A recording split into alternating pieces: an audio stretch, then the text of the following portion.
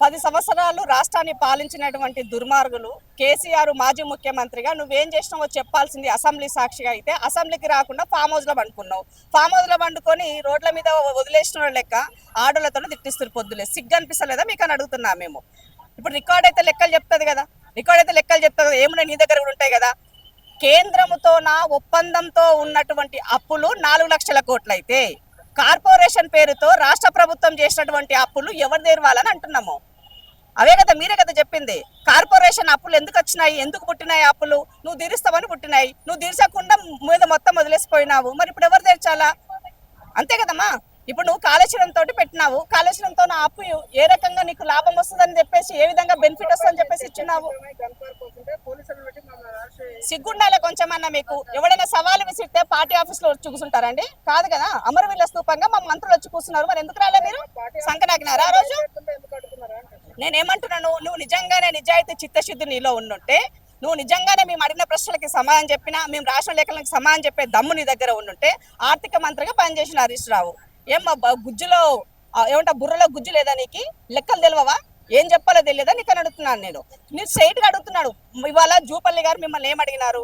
Straight question. కార్పొరేషన్లతో కాళేశ్వరమైన mission Bhagiratha corporation అయినా చేసిన అప్పు ఎట్లా తీరుతుంది? దీనిపైన లాభం ఎట్లొస్తుంది? ఏ లాభం వస్తే నువ్వు అప్పు తీరుస్తున్నావు తెచ్చినావు అని అడిగినారు. అది స్ట్రైట్ ఆన్సరే కదా, స్ట్రైట్ క్వశ్చన్ కదా తను చేసింది.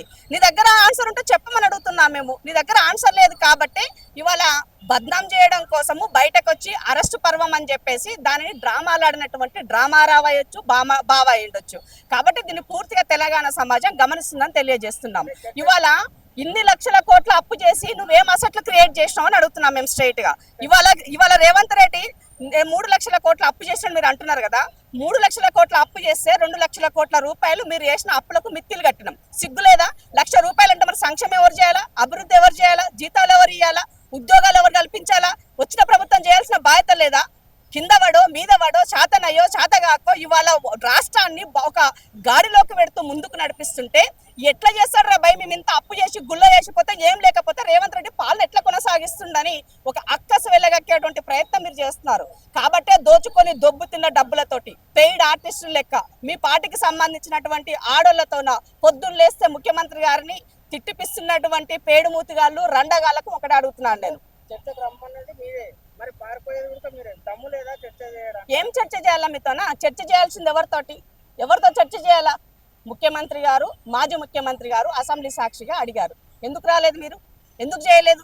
దానికి కూడా ఒక ఉండాలి కదా. కర్త కర్మ క్రియ గత ప్రభుత్వంలో నిర్ణయాలు చేసింది కేసీఆర్ రాకుండా కోన్ కిస్కగాడు ఎవడో వచ్చి నేను చర్చకు వస్తానంటే వింటారా అని అడుగుతున్నా మేము.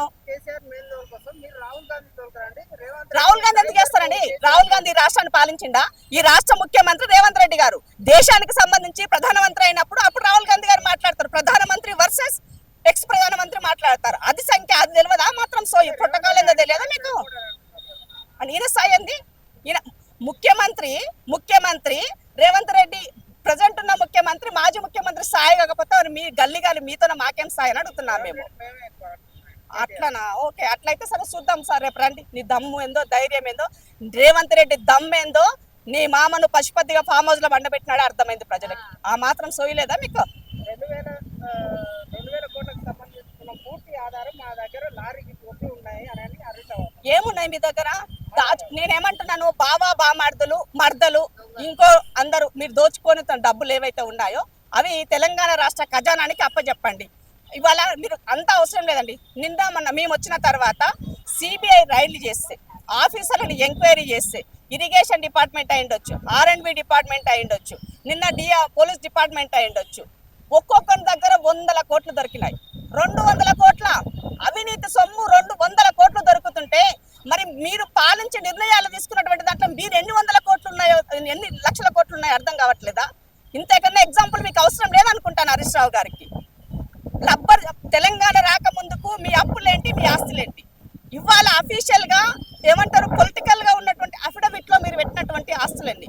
నేను అన్అఫీషియల్ అడగట్లే, జస్ట్ అఫీషియల్ స్టేట్మెంట్ అడుగుతున్నాను నేను.